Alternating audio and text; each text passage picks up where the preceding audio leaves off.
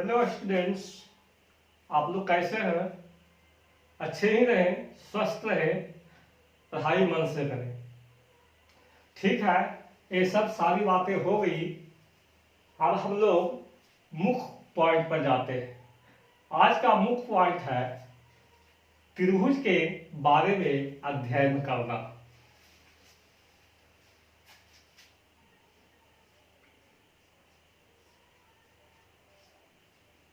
त्रिभुज के बारे में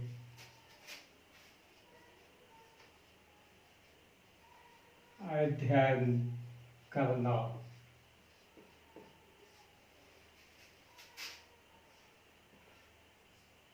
To study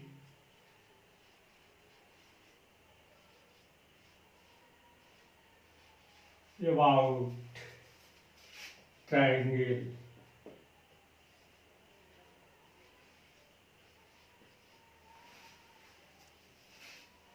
ठीक है, अब हम त्रिभुज को परिभाषित करेंगे।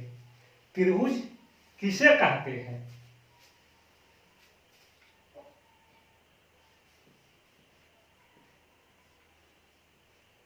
त्रिभुज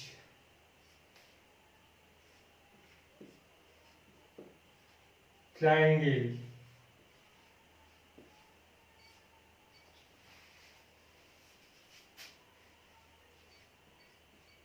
तीन सरल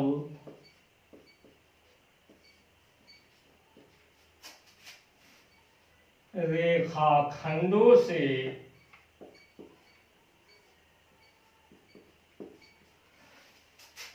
घिरी आकृति को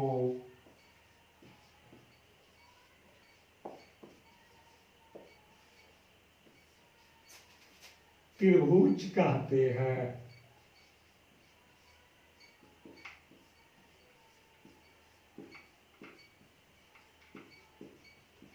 बच्चों, परिभाषा को अच्छी तरह से समझना है। परिभाषा में बताया गया है कि त्रिभुज में तीन रेखाखंड होना चाहिए और जो आकृति बनेगा वह घिरा हुआ होना चाहिए, है ना। बंद आकृति होना चाहिए, क्लोज फिगर आना चाहिए। अब हम इसे उदाहरण से इस प्रकार समझते हैं। उदाहरण,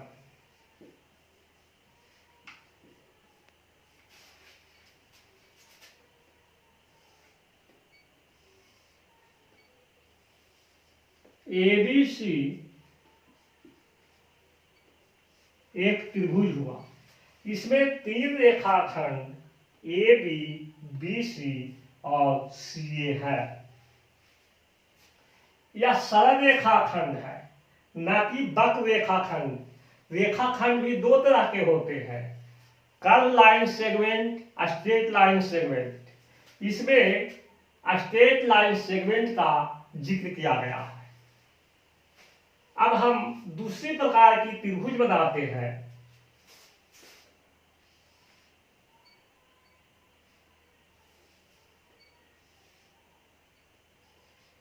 A डैश, B डैश,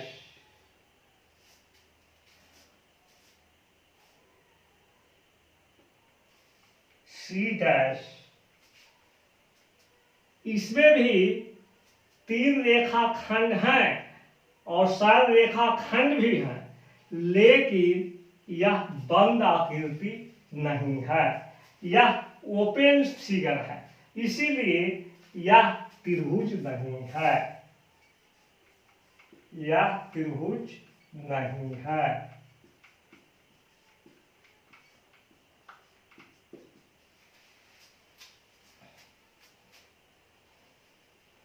अब आप लोग त्रिभुज की परिभाषा अच्छी तरह से समझ गए होंगे। अब हम आगे बढ़ते हैं।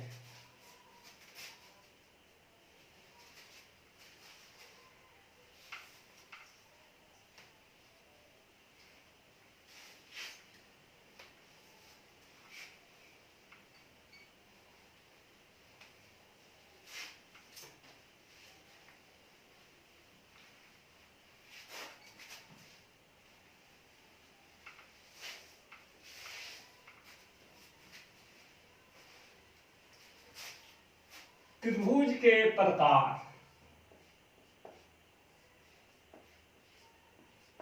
त्रिभुज के प्रकार, टाइप्स ऑफ ट्रायंगल।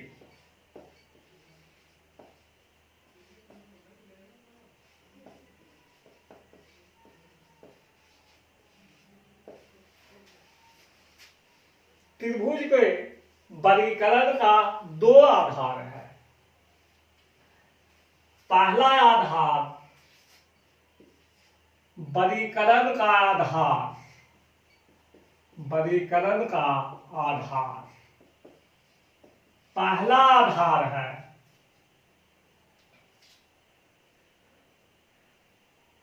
भुजा के आधार पर, भुजा के आधार पर त्रिभुज का वर्गीकरण, त्रिभुज का वर्गीकरण। इसको अंग्रेजी में लिख सकते हैं क्लासिफिकेशन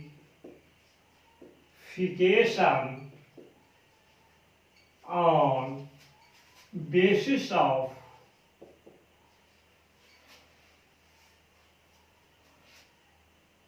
साइड्स।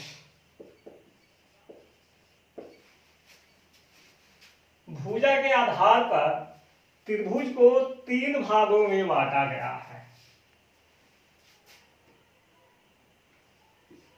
पहला भाग है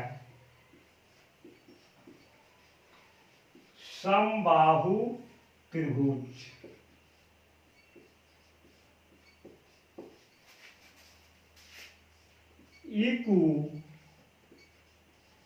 इक्विलैटरल ट्रायंगल।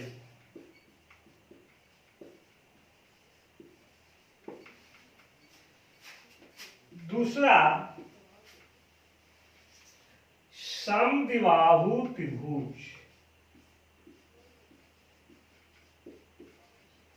समद्विबाहु त्रिभुज।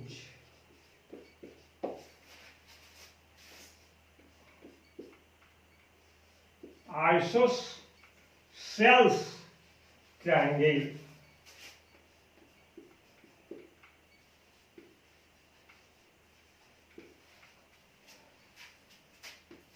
तीसरा है विषमबाहु त्रिभुज, स्केलेन ट्रायंगल, स्केलेन ट्रायंगल।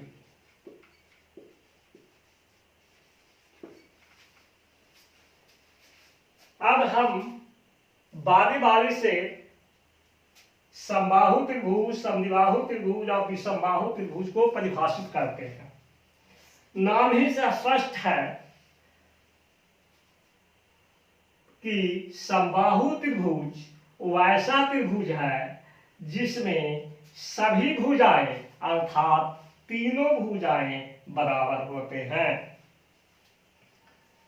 इसका हम परिभाषा नहीं लिख रहा हूं, केवल बोल दे रहा हूं, क्योंकि यह नाम से ही स्पष्ट जाहिर हो रहा है त्रिभुज की परिभाषा।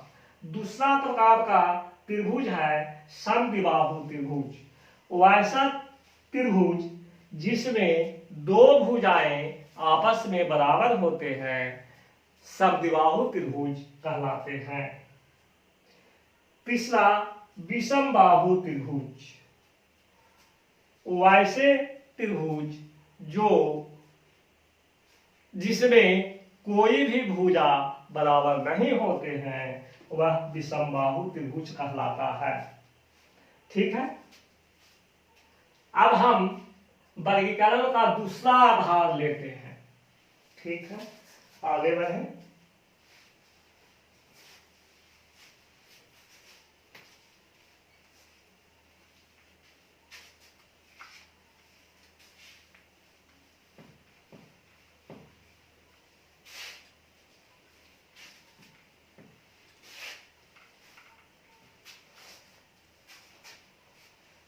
कोण के आधार पर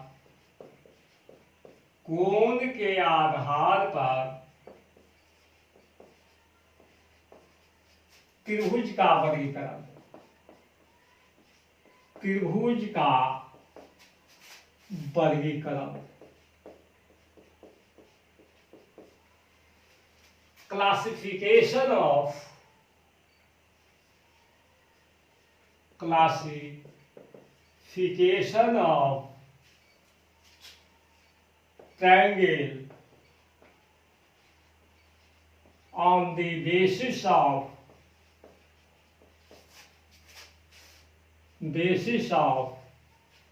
base angle, सॉरी बेस नहीं एंगल।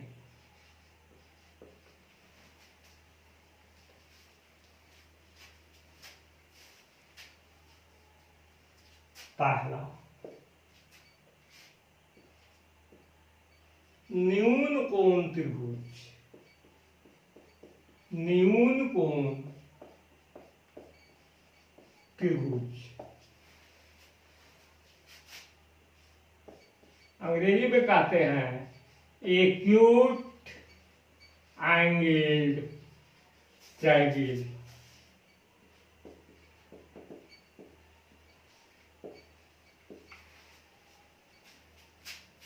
दूसरा, समकोण त्रिभुज,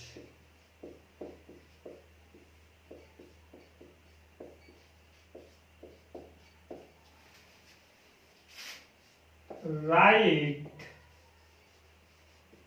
angled triangle.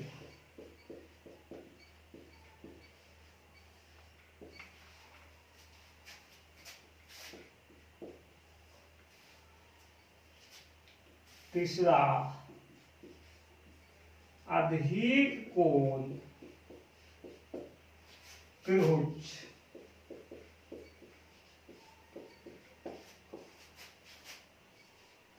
obtuse angle triangle।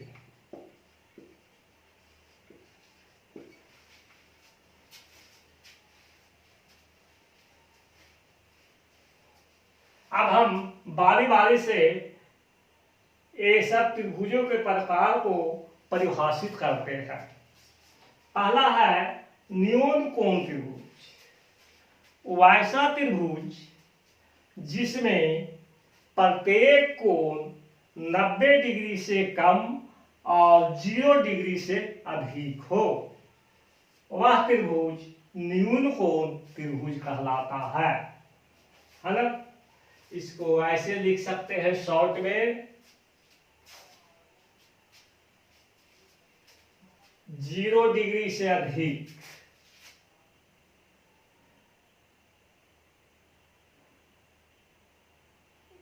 0 theta greater less than 90 degree. फिर समकोण त्रिभुज, वैसा त्रिभुज जिसमें एक कोण 90 डिग्री के बराबर हो, वह त्रिभुज समकोण त्रिभुज कहलाता है। ठीक, अब हम तीसरे प्रकार के त्रिभुज को परिभाषित करते हैं, अधिक कोण त्रिभुज, वैसा त्रिभुज जिसमें एक कोण 90 डिग्री से अधिक और 180 डिग्री से कम हो, वैसा त्रिभुज अधिक कोण त्रिभुज कहलाता है और ऑब्ट्यूज एंगल ट्रायंगल कहलाता है। ठीक, इस तरह से हम त्रिभुज के 6 प्रकार कुल हुए और 6 प्रकार का परिभाषित कर दिया गया। अब तुम लोग ने सभी परिभाषा को समझ लिया है। अब हम फिर आगे बढ़ते हैं।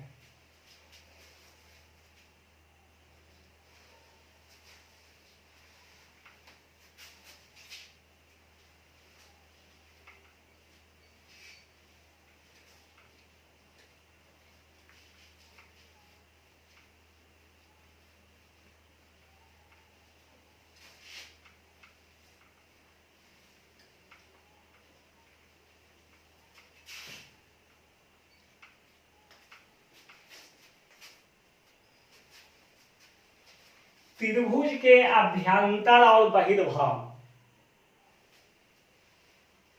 किसको अभ्यंतर कहेंगे किसको बहिर्भाग कहेंगे, इसको समझना है। त्रिभुज के अभ्यंतर तथा बहिर्भाग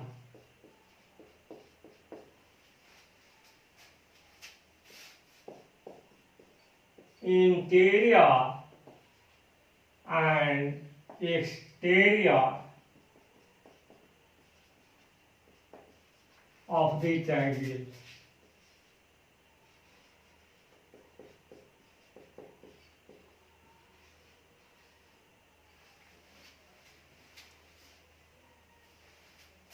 इसको समझना है। माना कि ABC एक त्रिभुज है, ABC एक त्रिभुज है।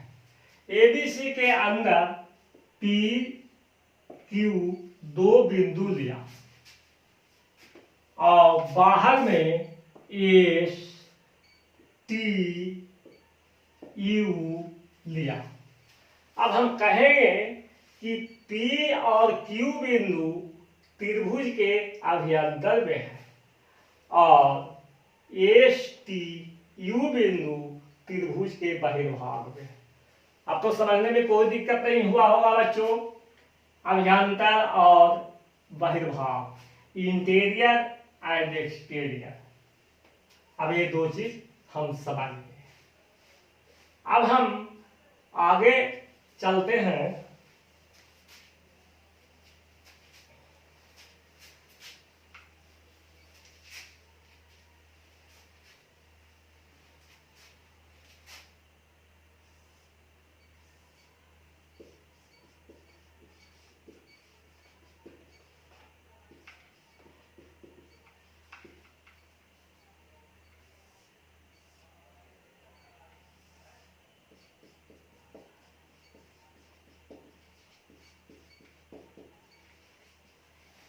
एक्सटीरियर पॉइंट, ठीक।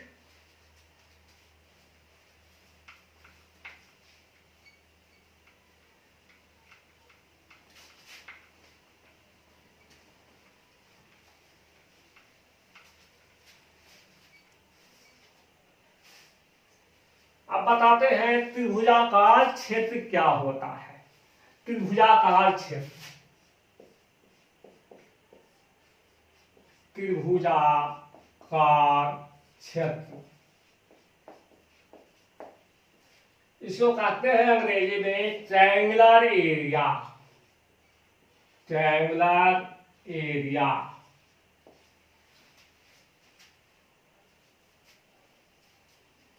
कोई भी त्रिभुज के अंदर के भाग का जो क्षेत्रफल होता है उसको हम ट्रायंगुलर एरिया कहते हैं या हिंदी में त्रिभुजाकार क्षेत्र कहते हैं। मान लिया कि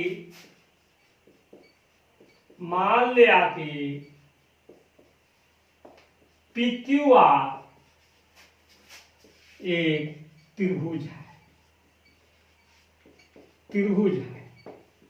ठीक।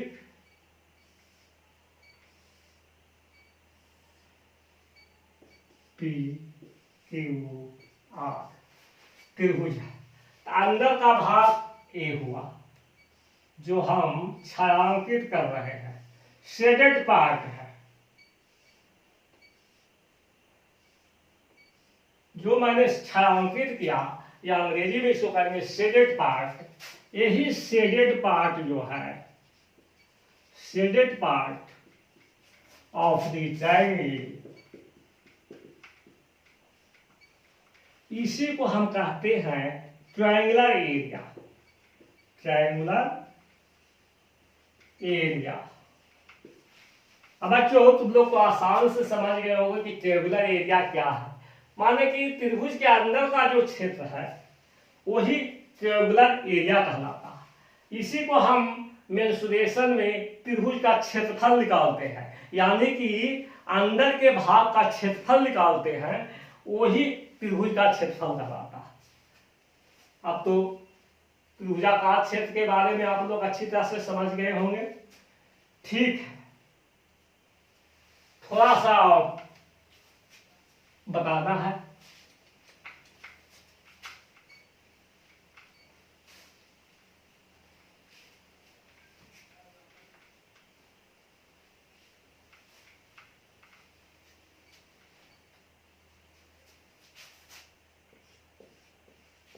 किसी त्रिभुज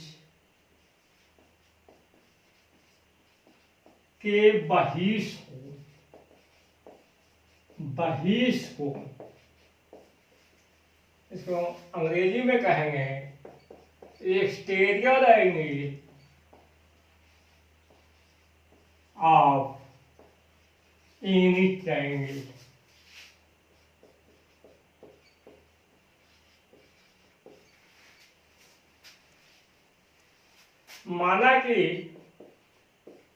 मान लिया कि PQR एक त्रिभुज है, PQR,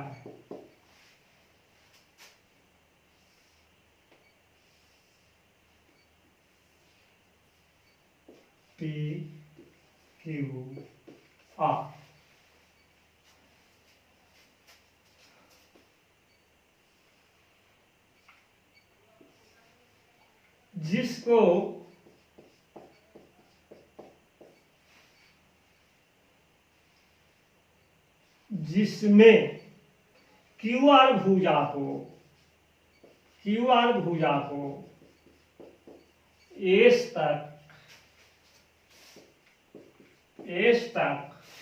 बढ़ाया गया है,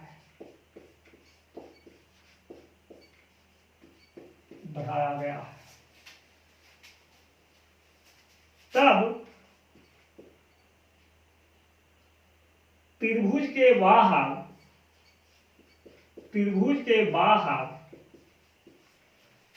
एक कोण PRS बनता है, एक कोण PRS बनता है। यही कोण बहिष कोण कहलाता है। अर्थात कोण PRS त्रिभुज का बहिष कोण है,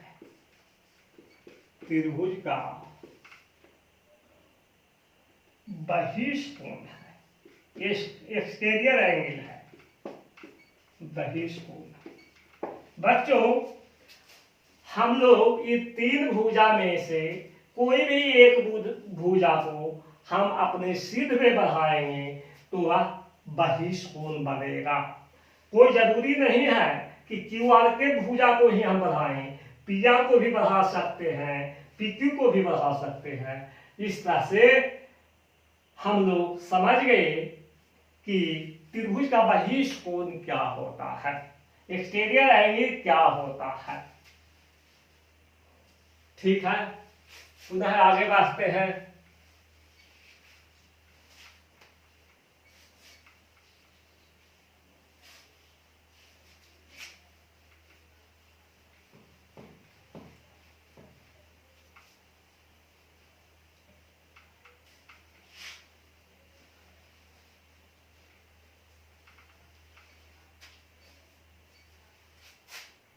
पुनः त्रिभुज PQR बनाते हैं,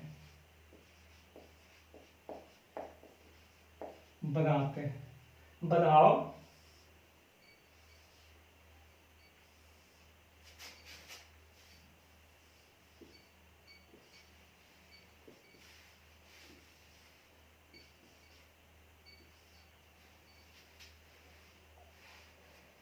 बच्चों, इस फिगर से स्पष्ट जाहिर हो रहा है कि कोण PRS जो है बहिष कोण है, एक बहिष कोण है,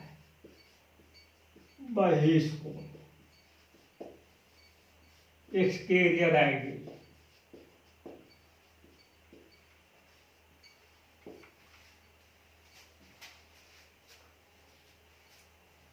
इस बहिष्कोण के अंदर दो कोण है P और Q, जिसको हम कहते हैं सम्मुख अंतःकोण। बहिष्कोण के अभिमुख अंतःकोण कोण P और Q कहलाता है, यानी कि अपोजिट इंटीरियर एंगल। इस तरह से हम लिख सकते हैं कि बहिष्कोण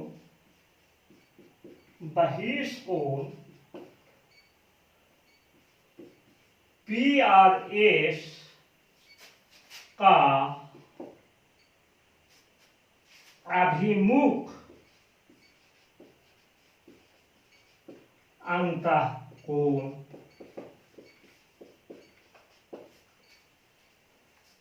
कोण P तथा कोण Q है। कोण P तथा कोण Q है। ठीक। अब बहिष्कोण के अंतःकोण आप लोग समझ गए, इसको अंग्रेजी में कहते हैं ऑपोजिट इंटीरियर एंगल, है ना। अब बाद में हम ये भी साबित करेंगे कि बहिष्कोण अभिमुख अंतःकोण के योग के बराबर होता है। ठीक ठीक है बच्चों, आज की कहानी इतना ही पर समाप्त होती है। Thank you. तब तक के लिए हमें विदा दें।